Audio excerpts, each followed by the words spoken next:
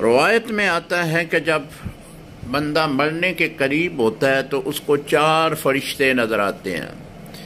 جب وہ فرشتوں کو دیکھتا ہے تو اس کی زبان پر بولنے کی طاقت نہیں رہتی۔ ان میں سے پہلا فرشتہ جو ہے وہ رزق کا موکل ہوتا ہے۔ وہ کہتا ہے کہ میں نے پوری دنیا میں تیرا رزق دیکھا ہے، لیکن اب دنیا میں تیرا رزق نہیں رہا۔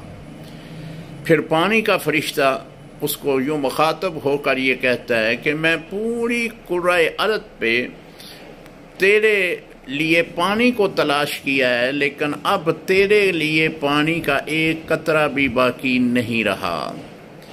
تیسرا فرشتہ اسے کہتا ہے کہ میں نے دیکھا ہے کہ پوری دنیا میں تیرے سانس کتنے باقی ہیں، تو چند ایک سانسوں کے علاوہ مجھے تیرے کوئی سانس باقی نہیں ملے۔ اسی طرح عمر کا فرشتہ اسے کہتا ہے کہ میں پوری کائنات کے چکر لگایا ہے کہ تیری عمر کا کوئی دن مل جائے، کوئی رات مل جائے، کوئی مہینہ مل جائے، لیکن میں نے دیکھا ہے کہ تیری عمر اب ختم ہو چکی ہے۔